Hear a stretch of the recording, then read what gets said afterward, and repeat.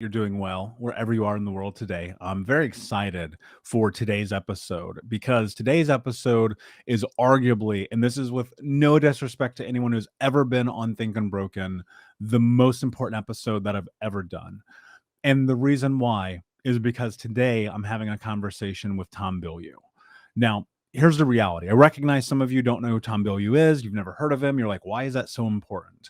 Well, let me tell you this, and I'll go into the full details in a moment, but Tom is someone I consider to be both a peer and a mentor who has tremendously helped me in my journey. Like, singularly, I can point to him and three other people that have led me to the place I am today through absorbing their content, being mentored by them, being in their communities, their groups, their programs, the whole nine. And so Tom has been this person in my life that I hope that A, will continue to be that person in my life, but B, also become a person in your life outside of me and this show and Think Unbroken that you can also look towards. And I'm going to talk to you about a couple of ways that you can get involved with Tom a little bit closer here in a moment.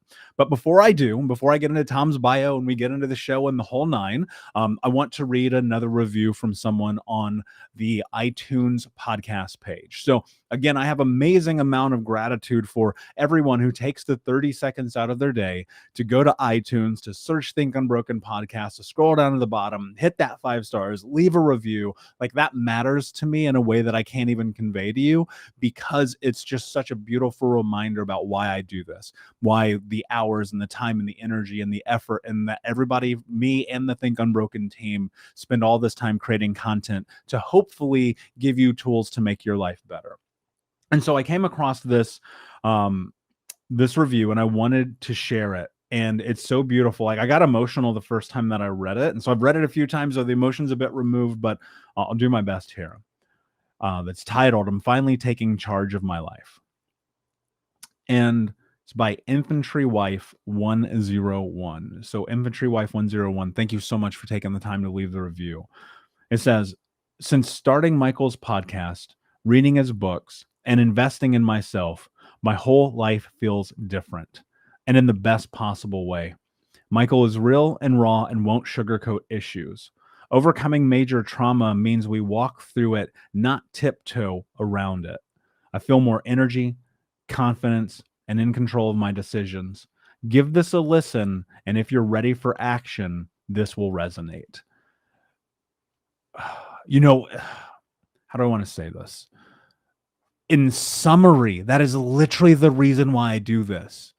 Because I'm like, if you just understand that your decision away from your life being so fucking different that you won't even recognize where you are today because you've done hard work, then this is all worth the effort. And so thank you so much for leaving that review. It really does. Like, the first time I sat and I read it, it was a couple of weeks ago, actually.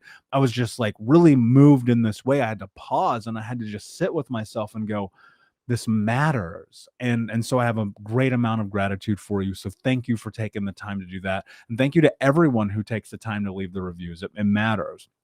So switching gears here, I'm going to give you a little bit of a quick overview about how Tom Bilyeu came into my life. So I was on the backside of this breakdown, right? What I'll call my rock bottom. And about 6 years ago, I just happened to listen to a podcast by this guy called Tom Bilyeu, called Inside Quest. It had this dude called Tony Robbins on it. And it became this really impactful moment for me in my journey, because I recognized something really beautiful about the conversation that they had. And it was the same thing that I'd been trying to wrap my head around for a long time. And that was like, how do you take all these things that have happened in your life and then create the life that you want to have, even though all these bad things happen? And Tom said something in the intro of that show that stuck with me in a way that almost 6 years later, I still consume his content almost on a daily basis. I'm in his coaching programs, the whole nine. And that was this: the goal was to help people get out of the matrix. And when I was a little kid, I would watch that movie ad nauseum, because, and even today, I still watch it. It's my favorite movie of all time. And I would watch it all the time. And I know you guys have heard me talk about this a lot, because it was the movie that, as I watched it, made me recognize that all of the things that had happened in our life maybe, just maybe, there was a way to navigate them. Maybe we could tap into our self-belief. Maybe we could tap into that place of becoming the hero of our story, of getting into this place where we could recognize what was next and then take massive action while creating this simultaneous parlay of self-belief and having someone who mentors us along the way. And when I heard him reference the Matrix, I was like, oh my God, somebody else gets this concept that I've been trying to wrap my fucking head around for so long. And then it just changed everything for me. I'm going to read you Tom's bio before we get into the show. Tom is a filmmaker and serial entrepreneur who chased money hard for nearly a decade and came up emotionally bankrupt. He realized that the struggle is guaranteed, but the money is not. So you damn well better love the struggle. To that end, he and his partner sold their technology company and founded Quest Nutrition, a company predicated not on money, but rather on creating value for people. The company mission was to end metabolic disease, one of two pandemics facing the planet. Despite not being focused on money, Quest exploded, becoming a billion-dollar business, billion with a B, in roughly 5 years, making it the second fastest growing company in North America, according to Inc. magazine. After exiting Quest and generating extraordinary personal wealth, Bilyeu turned his attention to the other pandemic facing society, the poverty of poor mindset. To solve the mindset problem at scale and help millions of people adopt an empowering mindset, he has co-founded the media studio Impact Theory with his business partner and wife, Lisa Bilyeu. Their aim is to influence the cultural subconscious by building a single-minded content creation machine that makes exactly one type of content that empowers people. If Disney created the most magical place on earth, Impact Theory will be creating the most empowering place on earth.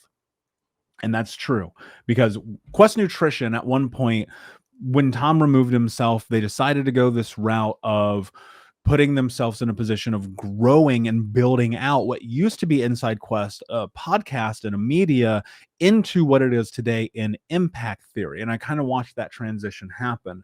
And I will tell you this, the content is incredibly empowering. It's very beautiful. It's so impactful in my life that it changed my life literally forever. Like, I cannot say it did not. And I want to share this before we get into the show. I know this is a longer intro than normal, but I want to give you a lot of context to understand something.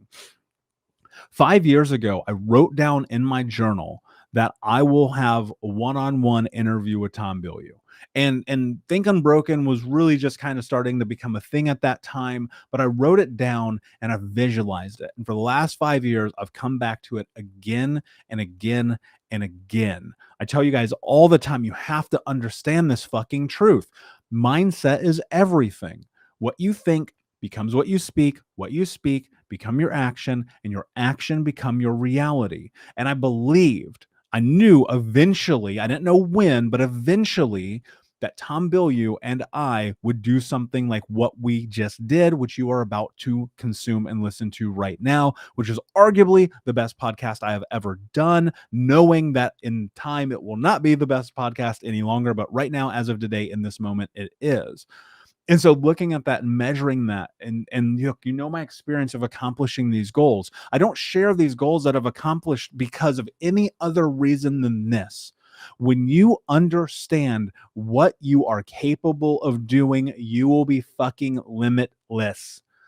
And the only way that you're ever going to understand what you're capable of doing is by facing your fear, gaining skills that have utility, leveraging those, and building the thing that points you towards the direction that you want to go in your life. That is the only fucking way that this works.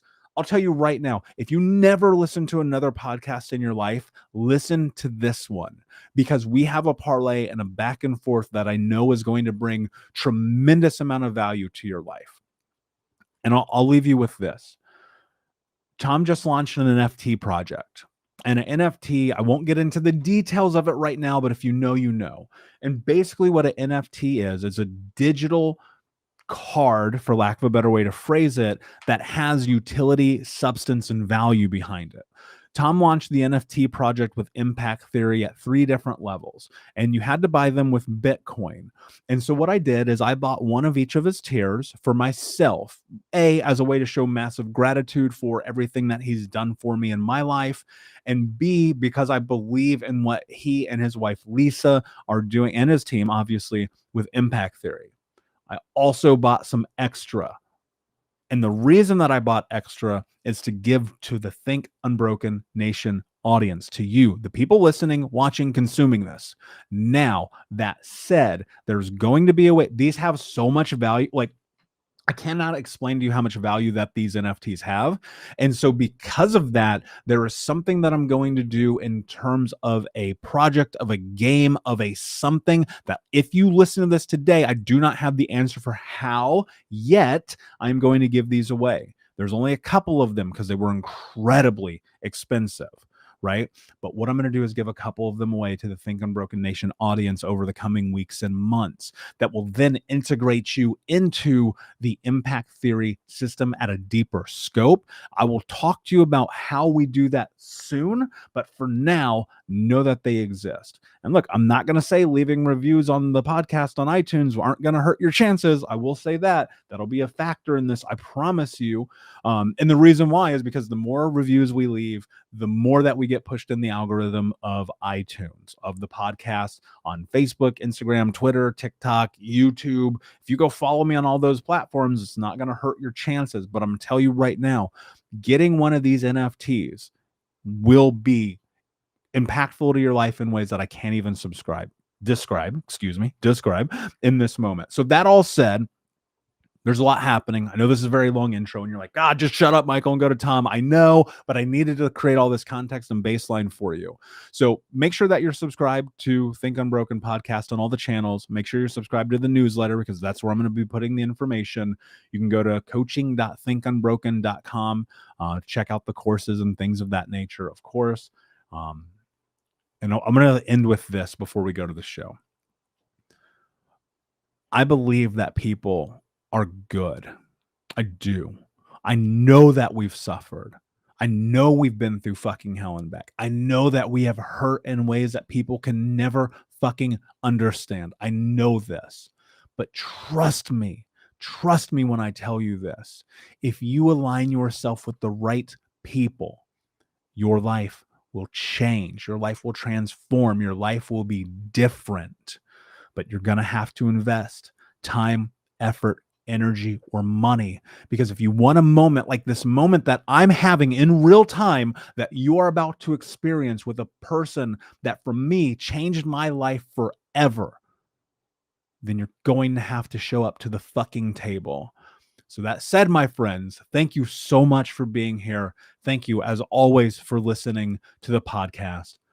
And without further ado, Tom Bilyeu.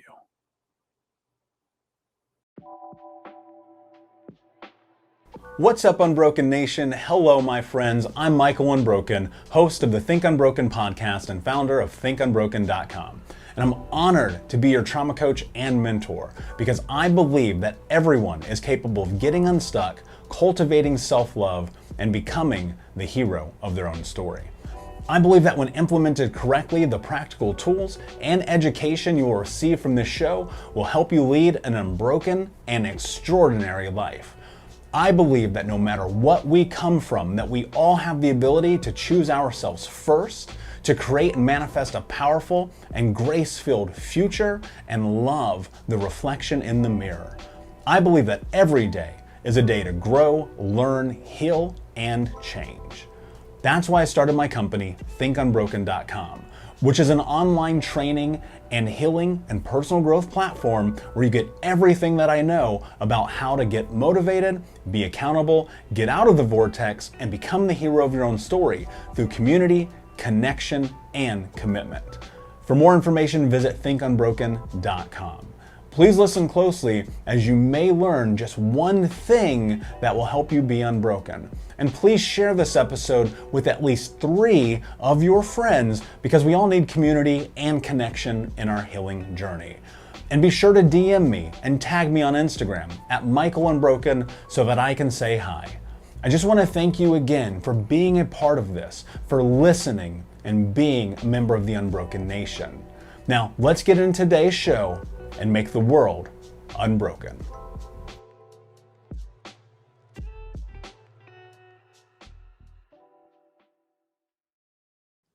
Hey, what's up, Unbroken Nation? Hope that you're doing well wherever you are in the world today. I am super excited to be here with my guest, someone I consider to be both a peer and a mentor, Mr. Tom Bilyeu. Tom, my friend, what is going on in your world today? That's a big question. I am just excited to be here. That I will tell you is the highlight. Oh man, that means the absolute world to me. So for context, before we dive in, I want to say this. So I came across you about 6 years ago. I was on the backside of what I would call my rock bottom, where I was just trying to figure out what was next after kind of pulling myself from the ashes. And I came across this YouTube channel called Inside Quest. And there was this guy called Tom Bilyeu, and he was interviewing Tony Robbins. And I was like, okay, this is interesting. I know a little bit about Tony Robbins. Let me dive in here and see what this is about. And something happened in that moment that transformed my life in a way that has led me to where I am today. And it was this. You said Inside Quest, the goal is to help people get out of the matrix. And I was like, holy shit, somebody else gets it. Because I remember being like 10 years old, seeing the matrix for the first time, and that becoming a bastion, a safe haven for me. And me thinking about this idea that through homelessness and trauma and abuse and all the things that I went through, somehow we're in the matrix. And I used to tell that to people and they would fucking laugh at me. And then I heard you say that and I was like, oh, okay, you get that. And in that interview, which I watched very closely, Tony said something to you that to me made so much sense that it profoundly changed what was next in my life. And he said, at your core, you are a giver, and that is why you are prospering. Talk to me about your journey to getting to this place to being a giver, Tom. All right. So I know you've heard me talk about this before, but I really want to drive home for people. You're having a biological experience. So you are a product of evolution, and I'm perfectly fine with God kicked off the evolutionary path. So I don't think that denigrates spirituality in any way. But you're having a biological experience. And so there are things that feel good and there are things that feel bad. And when you grow to understand what the evolutionary triggers are for the things that feel good, then it becomes very simple to align your life with those things. And we are a social creature, and plugging us into a social matrix, but in not the matrixy way, but like an interwoven lattice, if you will, of realizing that we're not separate from each other in how our minds work. And I heard that, I think it was Lisa Feldman Barrett that said to me, we have a nature that requires nurture. So we have this interplay from the moment we are born to play off of other people. And once you realize, okay, I'm in a dance with everybody, and part of that dance is adding value. And when you add value to other people's lives, whether you want it to be true or not, it really gives you something. And so realizing through business, ironically, that I just enjoyed my life more when I felt like the things that I were fighting for helped not only myself, but helped other people as well. And so I had a moment of crisis in business where I was like, this isn't fun. And no matter how much money I make, this isn't fun the way that I'm doing it now. And so I pushed back against it emotionally, said, I'll never do that again. I'm only going to do things where I can add value to other people's lives. And of course, wanting to add value also to my own life, but realizing in that moment that you can add value to your own life by adding value to other people's lives. And that just suddenly put me in alignment with certainly my own idiosyncrasies in terms of how I'm wired. We're not all wired the same.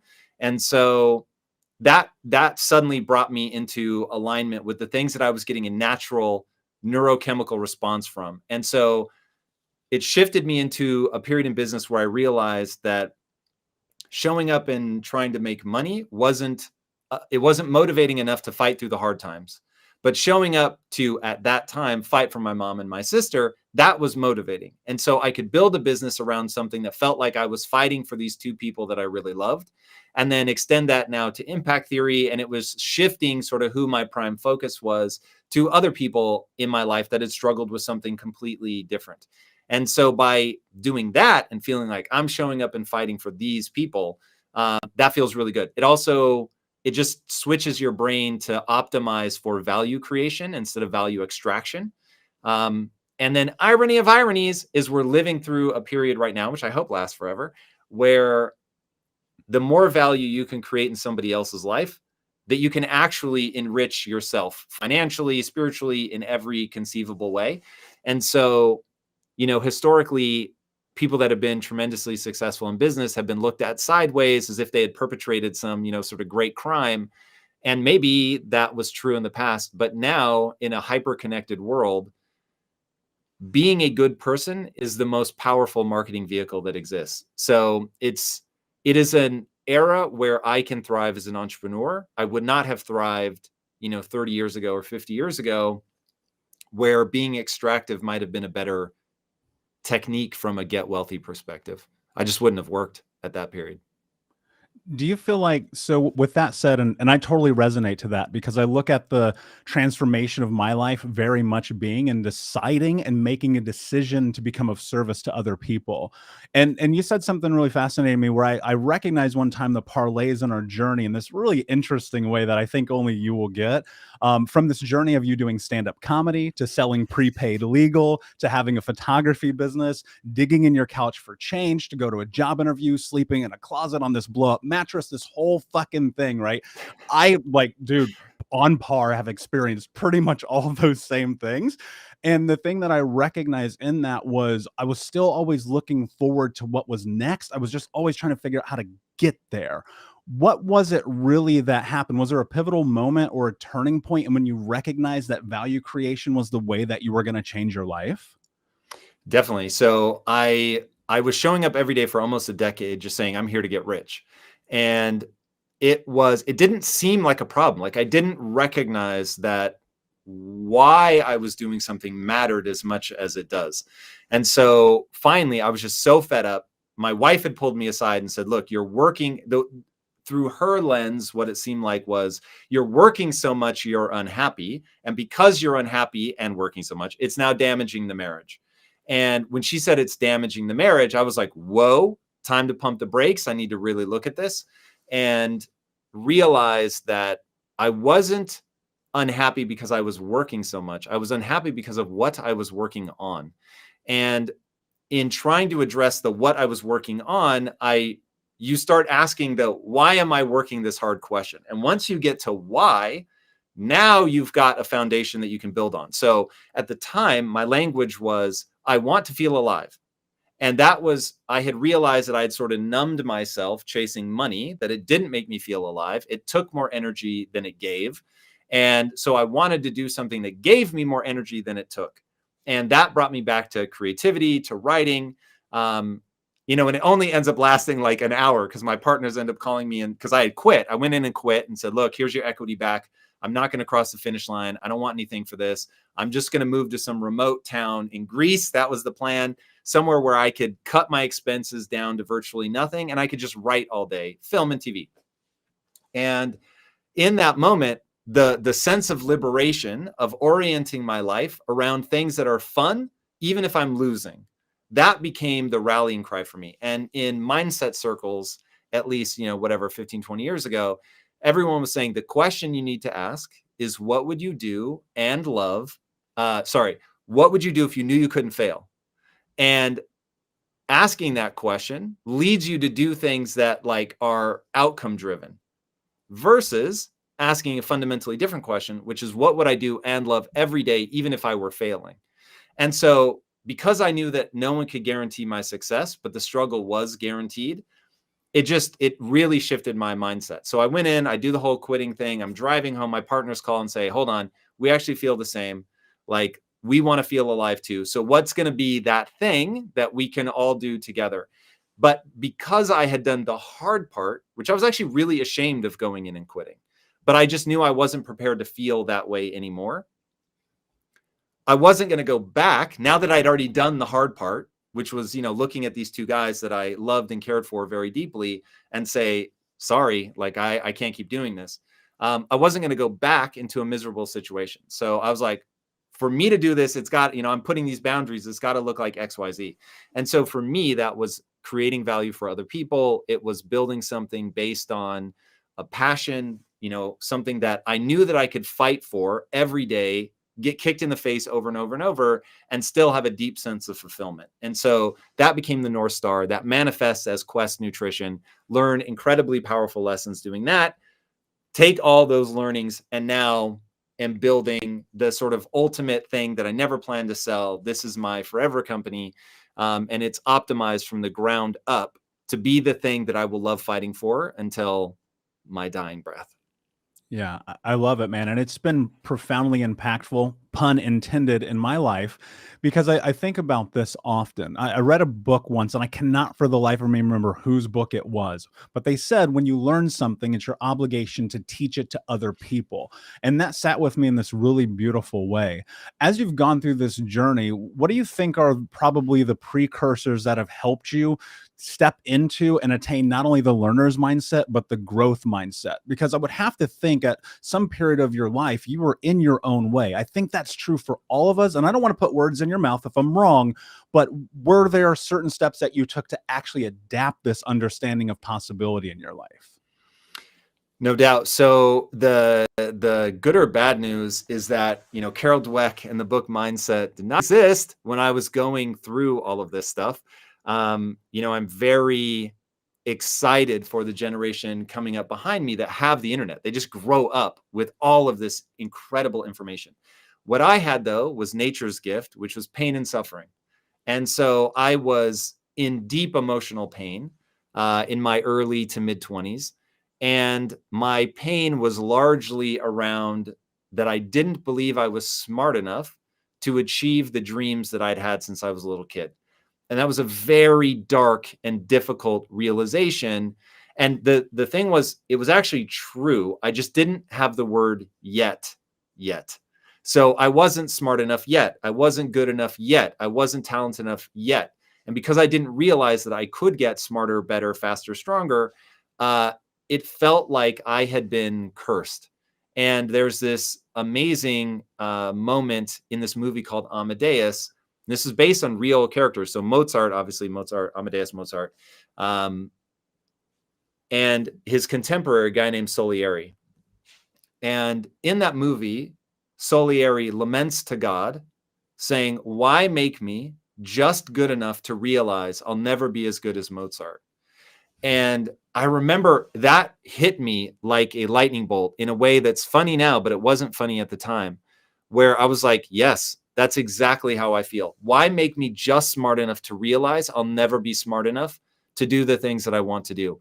And that was crippling for, I don't know, man, 5 or 6 years. Like, it was a really long period of time where it seemed self-evident to me that I wasn't smart enough to do what I wanted to do. And so I didn't even try. And so my life was just getting smaller and smaller and smaller and smaller, to the point where after graduating from film school, second in my class, by the way, which is a whole nother thing, graduate second in my class from arguably the most prestigious film school in the world. And I'm selling video games retail in like some hole in the wall shop, deep in the valley here in LA. And I remember the owner of that company actually pulled me aside and was like, "What are you doing? Like, you could do more." But I longed for that. My ego was so fragile that I needed to be in a position where somebody would pull me aside and say, "What are you doing, kid? You're smarter than this." And because I needed to feel smart, I just realized, oh, if I go put myself in these small rooms where people don't have dreams and they're not as smart as me, that I'll get that feedback that I want. And it was so self-destructive and so unnerving. Like, I used to, and I mean, look, I don't want to paint, you tell these stories, and while they all are true, it becomes a mythologized version of your own life. But I would come home and some days just literally lay on the carpet, just lay face down on the carpet. Because I'm like, what am I doing with my life? Like, if you've seen When Harry Met Sally and he just sits there and moans, that's literally what it was like. I was so unhappy and had no sense of how I was ever going to get out of this. And so it just felt like my life was this one-way street to mediocrity. And then I started reading about the brain. And so I don't remember, unfortunately, what gave me the insight around, hey, look into this idea called neuroplasticity. And it was being really debated at the time. Now, of course, we call it a growth mindset, but it didn't have that name back then. It was debated in the science because this is like late 90s, early thousands. And I decided one day that I was going to act as if brain plasticity were real and to try to learn things and get better. And couple that with, at that moment, I happened to get a job teaching, which of course I got out of this sort of desperation of those that can do and those that can't teach, which is a whole thing. And teaching is this incredible profession. But at the time, I did not have the right mindset around it. So it was, I wasn't doing it thinking, oh my God, this is going to be this incredible way for me to prove to myself that brain plasticity is real. But that's what it ended up being. That what I realized was, okay, I'm reading about the brain. That's a hugely transformational thing in my life. I start reading about the brain and how it works. And at the same time, I'm teaching these students how to make their films better. And so I end up having this aha moment of, wait a second, if I can teach the students and their films are objectively getting better, why can't I teach myself the same thing? And so that was that light bulb moment of, oh my God, you actually can get better. And so it became this like, and of course, it's not like one moment and now all of a sudden, like I'm on the right path. But it gave me the signals of, hey, like you need to keep pushing yourself. You need to keep trying. You need to keep reading and studying and, like really what I would now say ABL, always be learning. But it started me down that path of like, hey, don't think that you read your last book in college. Start reading more now. Start getting into this. Start listening to people that give me what at the time just felt like hope. So anybody that was like, of course we can get better. I was like, yo, I want to spend more time with this person. I want to be around people that are pushing me to get better, that are pushing themselves to get better. And then, dude, the nail in the coffin, I started going to the gym. And when you realize, wait a second, I can't pick up a 50-pound weight and curl it today, but 2 months from now I can. And you look at your arms and they're getting bigger and you're getting stronger and you can move weight that you couldn't move before because the brain is invisible. And so it doesn't feel like anything is changing because it's happening so slowly. But if you're in the gym and you're keeping a journal and you can see 4 months ago, I was lifting 25s and now I'm lifting 50s, you're like, damn, like it really becomes this thing. And then if you're married to my wife, she's like touching your muscles and is like, oh my God, like this is so sexy. And so it just creates this reinforcing thing of like, hey, I am seeing the change in my body. I'm pretty sure I'm changing in my mind. All of this like plasticity, ability to change becomes so tangible that then I just became a fiend. And it was like, how fast can I learn? And we get into sort of the modern era of Tom that people know me for, of like, always be learning, optimize every second for getting the transition from potential to actual skill set going and happening, and then using that skill set in the real world and getting this feedback loop going of I'm now capable of things that other people are not capable of. And that allows me to do things and accomplish things that other people can't do and accomplish. And then that changed my life. But it really was that whole sort of messy, like having to read about the brain and figure out that just because I wasn't smart today didn't mean I couldn't be a little smarter tomorrow. Yeah, man, dude, I literally have goosebumps hearing that because for me that was very much in line with my experience, and for your words, you always references as a change of reference, like thinking about the way that you think about possibility in your life, and for me, I think about visualization and journaling every single day. It's a part of my habits, my routine. It has led me to accomplish goals that took me 4 years, 7 years, getting Tom Bilyeu on Think Unbroken. Right, it all started with me visualizing and putting it into the world. What role has like journaling and like practical tools, journaling, meditation, visualization, what kind of role has that played in your change of reference of possibility in your life? I'd be lying if I said that those things changed my frame of reference. But once I changed my frame of reference, I started doing those things. So whatever is the chicken and the egg for people, like do your thing. I think everybody should be journaling daily. I think people should be meditating daily. I think people need to do those things because they will help you process through all of the things you're going through so that you can, in Ray Dalio's terms, create principles. So it's what he calls another one of these. So life is but a string of things that somebody somewhere at some point in time has already gone through, and the odds they are have written it down. But certainly in your own life, as you go through things, translate them into principles so you don't have to rethink through everything every time you encounter it. That you just know, when I encounter this, I deal with it like that. Now, you want to stay flexible in your thinking and things will evolve over time, but having that baseline of like, cool, I'm starting from this frame of reference, and recognizing that your frame of reference is constructed. It is not objective truth, which many people mistake it for. And I think this is the great tragedy of the inner cities, is there become ideas about what, the paths out of the inner cities are for people. Ideas around money, ideas around success are passed down generation by generation. And it becomes this cycle of a poor frame of reference. If instead the just constant, unending message was, you can do virtually anything you set your mind to, that you will run out of time in your life long before you run out of potential, and that you should just go and be learning every day something that matters towards the life that you want to live. And if you do that every day, that skill set will stack, and it will allow you to change class, to get out of that neighborhood, to go do whatever the hell that you want to do. The problem is that we're not teaching people that like day one. If literally, there's this guy named Jeffrey Canada, who I'm so desperate to get on impact theory and have been stalking him for years. And he realized, one of the most important things in anybody's life is the number of words they hear before the age of 5. The number of words they hear before the age of 5. And so, because it impacts the development of the language centers of your brain.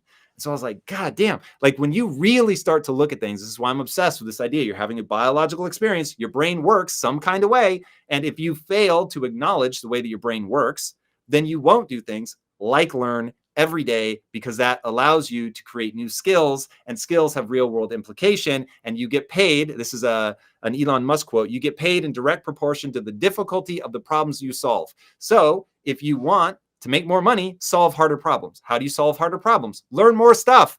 And so getting people to be on this relentless quest to learn more is really the key to all of this.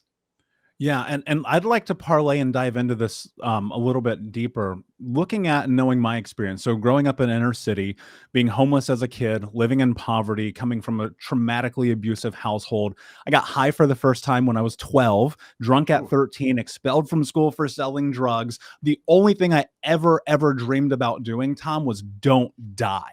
And then what happened is I finally graduated high school. They literally handed me the fucking diploma. They're like, you just got to get out of here. We're done with you. And I found myself in this spiral because I didn't know what to do. The only ambition I had was survive what I come from. And I found myself in this position of like, okay, I'm going to chase money. Ended up getting a job with a Fortune 10 company at 20 years old, no college education, no high school diploma.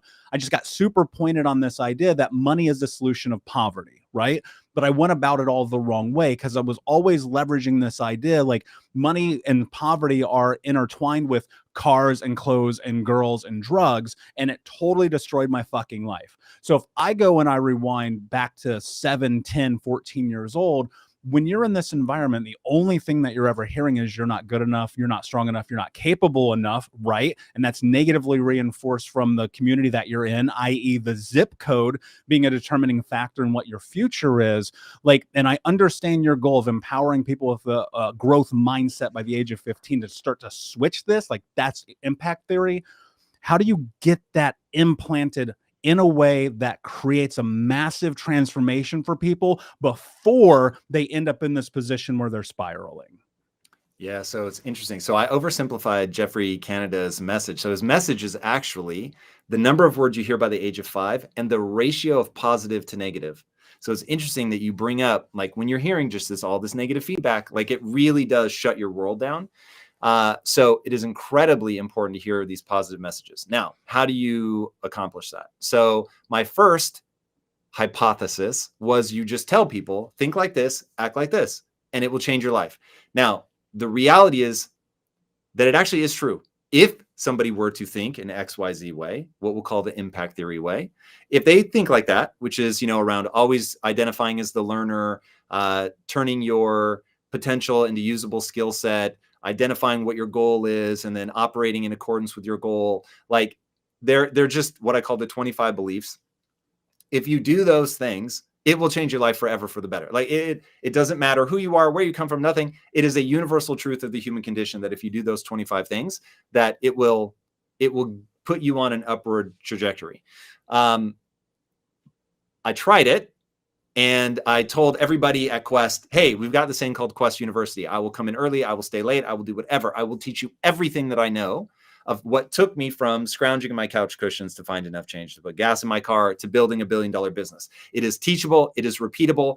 Literally now I have done it twice back to back. So it's like, I'm telling you, this is something that you can do. This is a learnable skill. And remember, I'm the guy that was like convinced that he didn't have the intelligence. So I get it. They're feeling exactly the same way. And so I just thought, I just need to tell them. And then it will change their life forever. And if you take 100 people and you give them all this real information, that if they did, it would work, only 2% of them do anything with it. Because it's hard. It's confusing, right? When you're first learning, it's like, I'm overwhelmed. I don't know what to do. Like, my friends are making fun of me. I had one guy that actually got into a fist fight because his friends in the inner cities were like, you've changed. And he was like, in what way? And they're like, you've started reading books. What? Like, he got in a fist 100%. fight over reading books. That's insanity. But that lets you know the kind of like difficult part of hitting people that late with these just sort of top-down ideas. So anyway, 2% will do something with it. 98% don't. And so my wife and I started asking, okay, well, no bullshit. What would it take to make sure that we get to the 98% and that they actually make this change? Now, I wish this weren't so, Michael, because you and I both have deep empathy and compassion and maybe a little bit of an obsession with helping people that have already been damaged. And so it's like, how do we help those people? They are helpable. It's all good. Yay. But when I'm looking at the 98%, I have to be honest with myself and say, you're having a biological experience. From the age of 11 to 15, your brain goes through a very interesting developmental period called the age of imprinting, where now, instead of sort of drinking of your environment, right, your parents, their attachment styles, whatever it is you're going through, feast, famine, all of that stuff, you start drinking from the culture. And now this is like, you get to choose what culture you surround yourself with. But by default, most of us are in the culture of our zip code. And so this is why the zip code ends up mattering and why I'm so fiendish about this idea of fuck your zip code. But you have to catch them in the ages of 11 to 15 with story, bypass the logical mind, get to the emotional centers of the brain. And there you can implant ideas of a growth mindset. And once you've implanted ideas of a growth mindset, then they can graduate to the think like this, act like this. But you have to first hit them emotionally, hit them young, get them to attach to a story that becomes a part of them in the way that, Star Wars or The Matrix or Karate Kid became a part of me. And now we're trying to create a studio.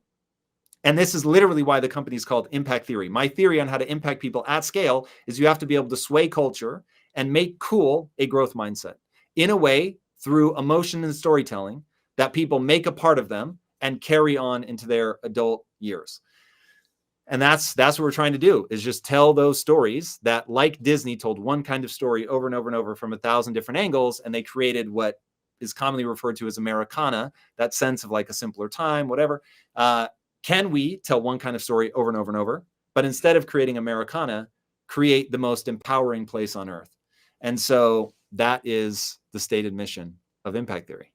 Yeah, I love that. And I'm a proponent of this. Sign me up. I'm in, right? I think about it because I do reference those points: Karate Kid, The Matrix, Teenage Mutant Ninja Turtles. Like, these were things that got implanted in me as a kid that made me go, maybe it's possible. I don't really know how yet, but maybe someday, some way. And you'll notice, for those listening, you won't see it, but I have a copy of Neon Future behind me on my bookshelf. And I recognized when I first read that graphic novel, excuse me, that it was very much about this depth of storytelling in a way that helps people understand something. Like, this all starts with the way you think. Like, I'm such a believer that what you think becomes what you speak becomes your reality. And that is what it is to be a human being. And in that, as you start to, let's say, plant these seeds to grow this forest of a growth mindset for people, in the narrative storytelling, what is it about this that you believe is going to set you apart from the other people who are trying to do it? Because I have like so much fucking respect for the fact that you called your shot. It's public. It's on the internet. It's part of your master plan. You're laying out the game plan. So why are you going to win? I mean, at the end of the day, that is a very complex question that gets into being business savvy as well. And so trust me, I wish that the punchline was you just have to want it enough. You just have to be pure of heart. But that won't be enough. And so it's the fact that I know how to galvanize teams. I know how to motivate and inspire people. I know how to build a business. I know how to create things that are profitable. I know how to read cultural energy and where it's moving to. I know how to tell stories. I know how to hire well. I know how to build a business culture. And so because I can do the gestalt of things that are required, it isn't one skill set, unless you're going to just lump everything in and say, because you could say there are three things that I do well: mindset, business, and storytelling. And it's the fact that I can do those three things. But each one of those is this gigantic world unto itself. But I do those three gigantic world of things very well and better than the average person. And it is extraordinarily rare to see those three things come together in one person's sort of quest. And because those things I've been focused on for the last, filmmaking since I was 12, so storytelling, since I was 12, mindset since I was, really getting serious about it in my early 20s, and business I've been doing now for over 2 decades. I've scaled companies from nothing to multi-million, from nothing to $1 billion, and now again, build my second hyper growth company, where it's tens of thousands of percent. Ask me at the end of this year and I'll tell you exactly how many percent. But as of the time of this recording, it's north of 30,000%. So it is spending time building a very particular skill set. And so now it's like bringing that moment from the movie Taken, where he says, I have a particular skill set that makes me a nightmare for people like you. So for the people trying to out-compete me, which is fun and I love and I welcome, but I've spent my life building a particular skill set that makes me a nightmare for people trying to outdo me in this space. I love that, man. It's so great to hear you say that. And I'm tapping to something here, and I'm wondering if the terminology is still what you use, because I see what you're saying. I hear it. I feel it. Like, I'm like, yes, I fucking believe this guy's going to do it, because if you don't believe in yourself, nobody's going to. Like, I believe that entirely and vehemently in myself. And sometimes people go, well, you're cocky, you're arrogant. And I go, no, you just don't understand. I'm going to push fucking through this no matter what to reach this goal until I determine either A, my hypothesis is that I do these things to reach that goal, or B, it's disproved and I can't do it. So is it still true that you think about this in terms of the arrogance of belief? Yeah. So look, the mind is a very bizarre instrument shaped over millions of years of evolution. It is designed to keep you alive long enough to have kids that have kids. It isn't optimized to make you feel good. It isn't even necessarily optimized for you to like climb the ladders of success. That's definitely part of it, but it gets very complicated. And so in any one day, you vacillate between I'm the man and I'm going to pull this off, to I'm a loser and what was I thinking? Why did I ever say this out loud so that it is on the internet and people can hold me accountable? What was I thinking? And I know that I will vacillate between those two states 50 times a day, every day. And so the arrogance of belief is not belief that you are cool. It is the arrogance of belief that you can get good at anything that you point yourself at. And once you have that, then you're really unstoppable. Only you can stop yourself, right? Because people are going to come at you at times. Like there are times where people are celebrating me and there are times where people are denigrating me. And there are times where it's happening on the same day and some people are celebrating and other people are hating. And it's like, it just is. That is the nature of things. And so now, can you put that arrogance of belief at the core of your life, that if you can get good enough at something, that you can't be stopped, and that that's something that you've gotten good enough at, adds value to other people's lives. If you really get there, then you get into Kobe Bryant territory of boos don't block dunks. And once you recognize that all the hate in the world for me, should it arise, and look, I am so grateful. There's so much kindness thrown at me. But whether it's hate in my own mind of me like tearing myself down, or coming from the outside, it's like in those moments where you are embattled, whether internally or externally, you have to be able to come back to, I can get good at anything I set my mind to. And so if I'm embattled in this moment because I have failed at something, I've made a mistake, great, no problem. I'm going to stare nakedly at my inadequacies, learn from that mistake, and get better. So this goes back to that idea that there are 25 beliefs that if you have them, your life is going to be moving in the right direction. And one of those beliefs is that mistakes are an incredible teacher, right? And so I often say that mistakes are the most information-rich data stream on planet Earth. And so once you understand that, then you know that failure is going to be a part of this. So to survive that failure, you must have that arrogance of belief around what I call the only belief that matters, which is that if I put time and energy into getting good at something, I will actually get good. Is there a part of that in which you're convincing yourself that that's true? And if so, how do you reinforce that? That was true in the beginning, where I was like, I think this is true. I hope this is true. I want this to be true. But at this point, it is the nature of the human animal. So there's enough science around brain plasticity, around the idea. This is often attributed to Darwin. He didn't actually say it, but you'll get why people attribute it to him. But it's not the strongest of the species that survive, nor the most intelligent, but rather the most adaptive to change. And while we are not blank slates, this is a quote from Heather Heying. While we are not blank slates, we are the blankest of slates. So as a species, the human animal is truly the most adaptive to change. And that's why we have become the apex predator of all apex predators. And the fact that we can go to, distant planets, which is bananas to think that we've put humans on the moon, man, and brought them back. That's so crazy. And people just grow up with it, so they don't realize how bananas that is. But now the only sort of last remaining piece is to remove the idea that other people are more extraordinary than you. Now, there are people smarter than me, okay? And I have now found a way to deal with that emotionally, that intelligence matters, and that if I were more intelligent, I would be able to accomplish even more in my life. Great. I am where I am. And so it really becomes about this idea. This is a great quote. I forget who said it. Forgive me. You can't make a racehorse out of a pig, but you can make a really fast pig. And once you realize that all of us are just going to be fast pigs, right? Virtually none of us will be the best in the world at anything, right? So I'm not going to be the LeBron James of anything, as far as I can tell.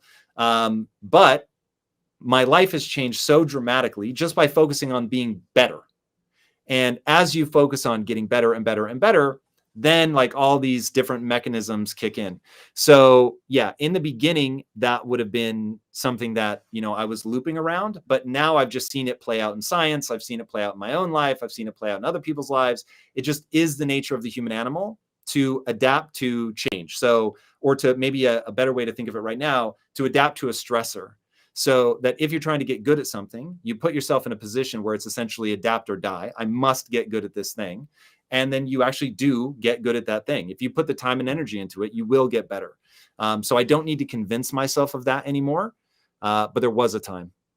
Yeah. And I think that comes from the learned experience of the repetition of doing it, right? Because you just go, okay, I know what I'm doing, get in the game and see what happens. And I think it's but also about seeing it play out in science, because what's going to happen is people are going to think of me as being extraordinary as a means to let themselves off the hook. So if you say, well, yeah, of course, Tom can do it because he's really smart. And when Tom was young, something happened and he just didn't realize how smart he was. Okay. That would be like looking at me, when I weighed, whatever, I think at my heaviest, I was 229 or something like that. And saying, well, Tom is really skinny on the inside. It's like, no, you still have to do the work. Like you actually have to lose the pounds. Or when I couldn't lift a 50-pound, I couldn't curl a 50-pound dumbbell. And it's like, well, no, Tom is really strong inside and he just doesn't realize it. No, like you have to do the work to get stronger. I wasn't smart enough to do the things that I wanted to do. And I'll abstract smart from IQ. Maybe even IQ isn't set. There's plenty of things that show that you can increase your IQ. So anyway, all of this stuff is so malleable. Science proves it. And I want people to stop making others extraordinary as an excuse not to do the work. If they do the work, they will get the results. That is not to say that somebody who's 5'4" is going to be in the NBA and be able to dunk better than LeBron James. What I am saying is that that person can get 100 times better at basketball. And when you pick something in your life and get 100 times better at it, if you pick the right things, it will be utterly transformational. Yeah, that's so beautiful and powerful and well said. And I'm right there with you. And I think about this constantly, like, what do I really have to do every single day to move towards my goal, which is ultimately to end generational trauma in my lifetime. And that means just I have to make like all these changes in my life to get skills that have utility, that put me in this position, that I can have impact through storytelling, through my media platform, through all these things. And that's what kind of becomes my North Star. And so what I'm thinking about is your North Star of like having this company and impact theory that you never sell. And I want to switch gears here a little bit, understanding and looking at the fact that education obviously changes dramatically with the advent of technology. And as this grows in Web3 and NFTs and all of these things, like when people look back on the legacy of Tom Bilyeu, impact theory, your wife, in 200 years, what role are you going to play in what's next? It's interesting. So I don't think about life like that. So my gut instinct is in 200 years, nobody will know my name. And especially because I don't have kids. So it's like when you have kids, you at least get, 2 generations. But my gut instinct is nobody will know my name. That I don't find that distressing. So to me, it's like, I want to do things right now that make me feel fulfilled.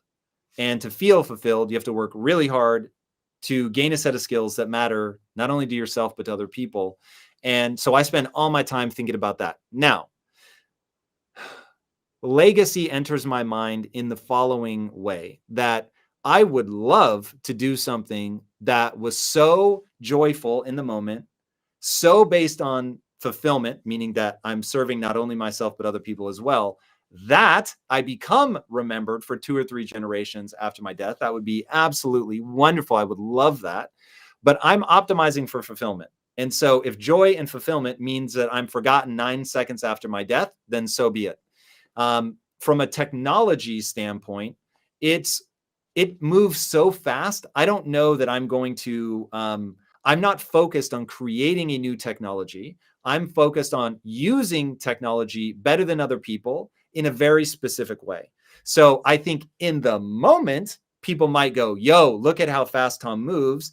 And look at how much he's trying to educate everybody else. So I don't learn shit and keep it a secret. Like I'm out here, motherfuckers are not going to be able to say that I didn't tell you to look into cryptocurrency. People are not going to be able to say, I didn't say, hey, businesses, make sure you understand what's going on with NFTs.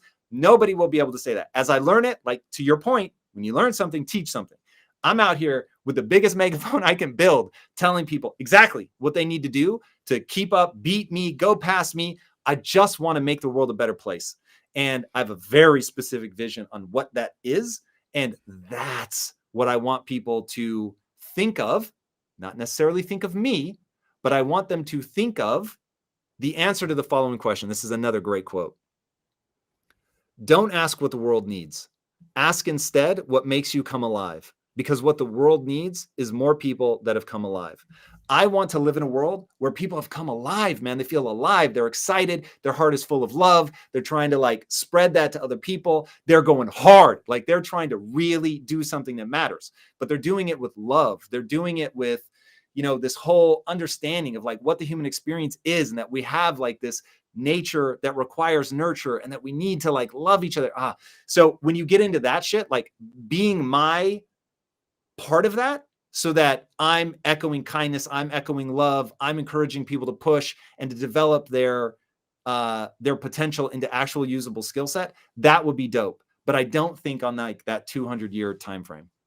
Yeah, that's such a fascinating. I mean, that just comes full circle. This idea that you're about service. And I remember you once telling me if I ever made this about me, I was gonna fail, and that hit me so fucking hard. And the number one thing I want people to take from conversations like this is just recognizing, like, it's right here in front of you. Fucking red pill, blue pill. Make a decision, because like the truth is, you can have the life that you fucking want to have. Nothing is stopping you except the choices and decisions that you make. I'm gonna ask you a question that I don't know if anyone's asked you, but I'm really curious about, just because of our experience and tied into this. If I ask you to define what it means to say there is no spoon, what would that mean to you? Yeah, it's a really amazing concept. For anybody that doesn't know, in the Matrix, Neo, the main character, is going to see the Oracle, and the Oracle is going to tell him whether he's the one, the chosen one that's going to save the world or not. And he goes and he's sitting in the lobby before he meets the Oracle, and he's with this little kid. And this little kid is looking at the spoon, and with his mind, he's like bending the spoon, right? He's not touching, he's just bending it with his mind. And Neo basically says, how are you doing that? And the kid goes, the trick is to remember, I'm not bending the spoon. I am merely realizing there is no spoon. And in the context, and this is so important, this is frame of reference. So in the movie, what the kid is reminding Neo is that we're in a computer program. So the spoon isn't real, it's code. And once you know that it's code, then there are certain rules, and you can bend the spoon within those rules because the spoon isn't real. It is only code. Now, I'm here to tell you that all the things that people think are objective truth are not objective truth. So you think you're a loser? That's not objectively true. You think you're not smart enough? That's not objectively true. So I'm not saying that there isn't objective truth. I'm just saying that your mind is not optimized to reveal that truth. Your mind is optimized so that you can walk around without bumping into too much shit.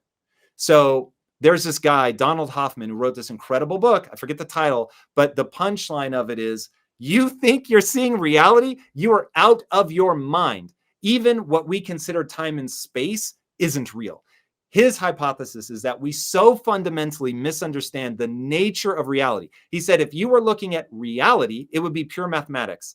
You would see the number of photons bouncing off of a given object instead of color. And he was like, so if you think when you look and see red, that's objective reality, he's like, it's what's called an Umwelt. So first of all, humans can only perceive like this really narrow band of light and radiation and electrical signals and like all this shit. He was like, homie, you are not seeing reality, not even close.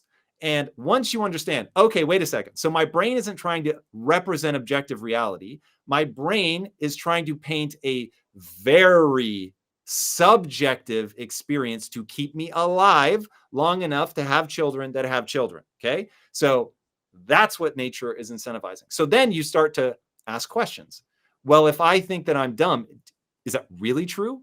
Or is that the spoon and it doesn't exist? And the whole way that my brain is working to create a sense of beliefs around myself and the world has a totally different outcome in mind than, say, fulfillment or joy, these things that I believe, to mitigate as much human suffering as humanly possible, we should be focused on. So that's the whole there is no spoon, is all these things that you think are objectively true simply are not. That doesn't mean that gravity isn't real. Gravity seems really fucking real to me. I'm just saying the way you think about yourself is the spoon. And you can change the way you think about yourself, and that will change the actions you take, which will change the outcomes that you get. This is why I say it comes back to those 25 beliefs, but people think that the things that they believe represent what is real, and that just isn't true. The number of people I see that don't think they can change, that don't think they can ever get better, and they think that it simply is true, and it's not. There is no spoon. Yeah, that's beautiful, man. And that's so much why I believe that we're on a parallel journey while in two different arenas. And I want to in a way of showing just a tremendous amount of gratitude for you, one of the things that I did with your NFT project, A, I'm all in. I am one of those. And B, I bought multiple relentless tiered NFTs to give to the Think Unbroken Nation Wow. because I believe in you and I believe in this project. I believe in growth mindset. I believe that we all have the ability to change our mind. There's a giant poster in front of me. You cannot see it. It says mindset is everything. Like, I believe that to my fucking core more than anything I believe on planet Earth. And so huge amount of gratitude for you, my friend. And I'm super proud of you. I see what you're doing. I see what you're building, and you've impacted my life in a way that I don't know that there's words that convey how thankful I am that you fucking exist. That said, before I ask you my last question, can you tell everyone where they can find out more about you? Yeah, so at Tom Bilyeu on basically every platform. YouTube is where my videos lie. If you want to see what we're doing in NFTs, go to Twitter. Instagram is like all my mindset stuff. But yeah, at Tom Bilyeu, nice and easy. Amazing. And we'll put all the notes in the show notes, of course. Tom, my last question for you, my friend, is what does it mean to you to be unbroken? To recognize that you are going to constantly struggle with the trauma in your life, with the difficulties, with the failures, and that the idea is not to optimize for a lack of being broken. It's to optimize for putting yourself back together every time. And so I know that the answer that you get a lot is kintsugi. And the reason that you get the answer a lot is because you're bringing on wise people to your show. And the only real answer is that if you can become stronger in the place that breaks, more beautiful in the place that breaks, rather than focusing on never breaking, you will be way better off, because the world breaks us all. And this is a paraphrase. I don't remember the exact quote, but the world breaks us all, and some of us become stronger in the broken places. And so if everybody could just focus on that, like, it doesn't devalue you that you have been broken. It does not devalue you that you've been through trauma. In fact, it gives you an opportunity to come back better, stronger, wiser than before, more empathetic, more compassionate. You can now speak to people in a way that somebody who hasn't been through something like that could never hope to be able to communicate. And so focusing on that, on coming back together better than before, is the most powerful thing any of us can do, because none of us can avoid being broken. It just comes down to how well you put yourself back together. Oh, dude, literally fucking goosebumps. Tom, my friend, thank you so much for being here. It literally means the world to me. Unbroken Nation, thank you so much for listening. Please like, subscribe, share, tell a friend. And until next time, my friends, be unbroken.